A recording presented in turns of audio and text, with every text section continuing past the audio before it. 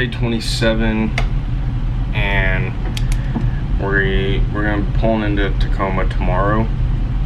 I'm not working overtime today because it would almost interfere with my work rest hours.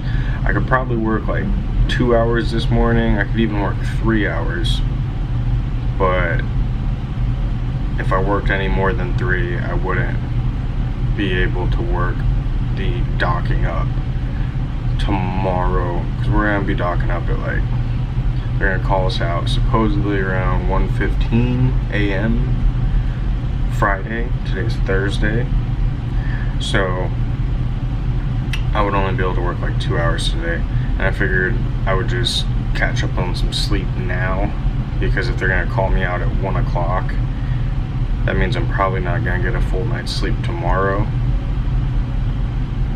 Anyways, today I want to actually go over a little more with the mooring operations, because I had a comment question of, you know, what kind of tips for OSs and ABs in mooring operations.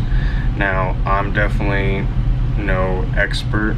You know, what I'm going to tell you is just from what I've personally found knowledge in and seen done. You know, everybody, a lot of the guys that I've met, I mean, I've had some comments on some of the mooring videos I've had where they, you know, oh, it's so unprofessional, blah blah blah. Well, things are different for every ship, every port, every dock, berth, you know, and there's more than one way to moor a ship. Just like in Kodiak, where we parted the line, you know, we had a diagram already done up for how the ship was supposed to be tied up, but after we parted that line, you know, a whole new scheme came into effect where we started doing a whole, you know, different fair leading and all sorts of stuff. So, you know, what I'm gonna show you is more just for tips on how to stay safe, I guess. But you know, don't think that I know exactly what I'm talking about, because some people disagree with me all the time. But what I'm going to tell you is definitely things to consider, okay? So I got my GoPro up here, and then I have a little diagram right here, and I'll show you some tips. Okay, so we got, this is like the stern here, and obviously, as you can see, the lines all, you know, lead out. Now, what I want to show you is,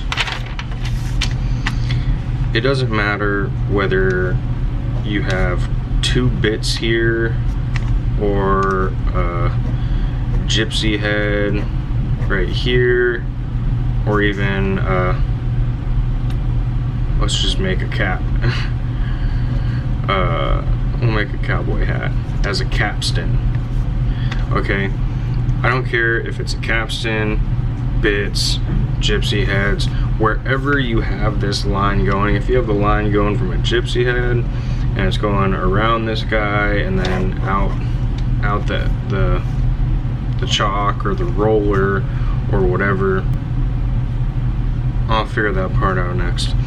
Anyways, what I'm trying to say, for safety reasons, don't ever step in a bight, okay?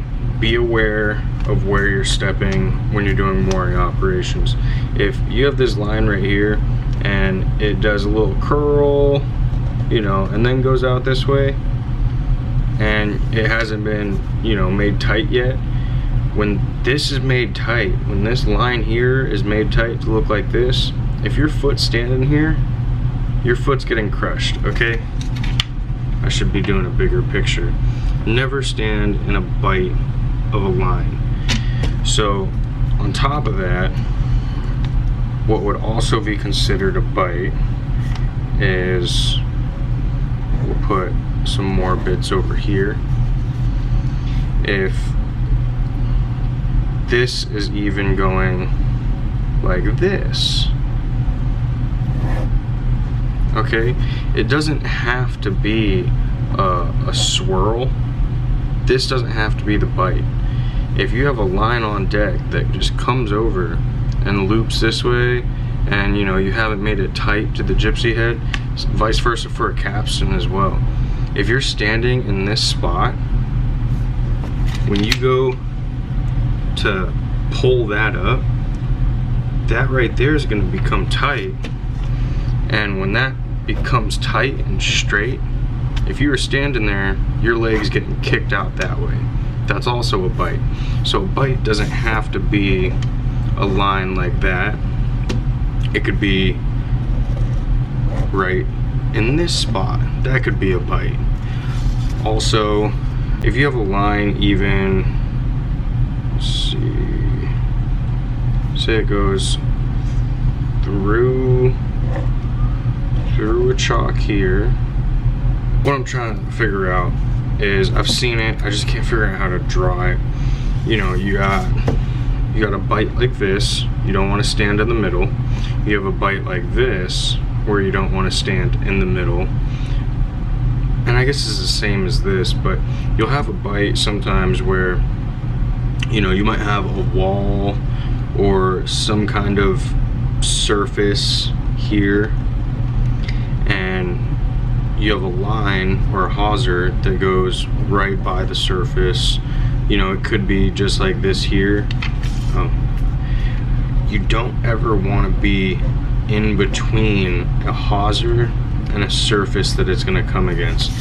I guess just like that. If you had this line coming through the bit and it wasn't made tight yet, it wasn't made tight and fair leading through, you obviously don't want to stand here, because when this line gets sucked up by the gypsy head, if you're standing here, you're getting crushed in between the line and the bit. And all this is the same for a capstan. A gypsy head is just a sideways winch, a capstan is a vertical winch. So be aware of being in the bite of a hawser or any kind of line. It doesn't even have to be a mooring line. It could be a messenger. It could be anything that is going to either grab your leg in a bite or snap your leg in a bite. When this line becomes taut, it's going to snap your leg whichever way that line's going. So that's what I have for today. Trying to help you guys be safe. The question and that was asking for tips on mooring operations, it was more along the lines of like, what if I don't know what to do? Give me some tips or whatever. And it's just like I said, every single mooring operation for each ship, for each dock, is going to be a different scenario. And you could be at the same dock with the same ship, but something happening where you have to do another situation, a different diagram of mooring. So there's no right and wrong answer. To go along with safety things, don't ever be, when you're up next to the gypsy head, or where's my cowboy hat, or a capstan, you always want to be at least an arm's length and a half, your full arm length and a half, if not 2 arms lengths away, but minimum an arm length and a half, because you don't want to have some loose clothing get pinched up into that gypsy head or the winch or the capstan, because if it pulls you in, whatever gets pulled in is going to get smashed. Okay, so always have distance between you and the winch. Same goes for you and other people. Okay, I had a guy that he had been sailing for 17 years. Was an older guy. I called him Jimmy Jams because he was nuts. But he would get right up on my shoulder as if we were doing some fire hose. When you end up doing firefighting, you'll realize how, shoulder to shoulder for support with the fire hose. This Jimmy Jams guy would do that with the hawser, and I ended up having to elbow him, and I turned around and yelled at a 50-year-old man to back up off me because he was basically pushing me up into the winch as I was tending the hawser up, and we were taking it up. He was like up on me and like pushing me in, and I had to elbow him and yell at him to get off me. So always have distance between you and the winch and you and other people, not just for the reason of accidentally getting pushed into a winch, but if you're docking up and mooring up to a dock, and you're getting clustered next to other people. If that line starts to become tight and it's on the verge of parting, you need to get out of the way. And if you're clustered up, say you become buddies with whoever's in the deck department with you, and you guys are all clustered up next to each other, you and one other guy, or you and two other guys, and you guys are all talking, waiting for the mate to bring up the line, or waiting for the longshoreman to hook up the next line. If you're standing right next to each other and that line starts to creak and you need to jump out of the way and move quick, if you're clustered next to everybody, you're all gonna just be button heads. Always have distance during mooring operations, okay? What else? For the part of, what if I have no idea what I'm doing? Again, the situations will always change ship to ship, dock to dock, but at the same time,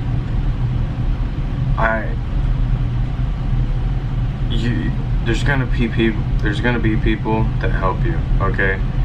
Now, I explained like the other day in a video where I had one third mate that was really helpful, and then I had one third mate that wasn't helpful at all.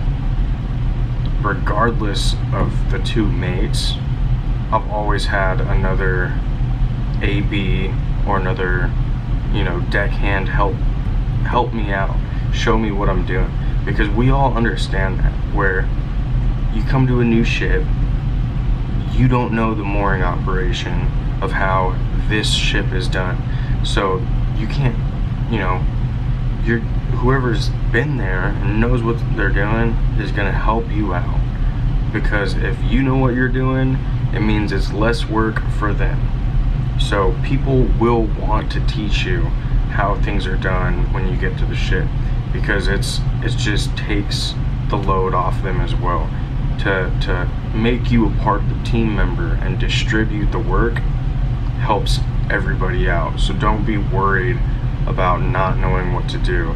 I came here and I've moored up the other ship I was on, but I came here and I didn't just assume I knew what I was doing. I waited until they told me, because everybody has a different way of doing things. So don't be worried about that. Just remember safety.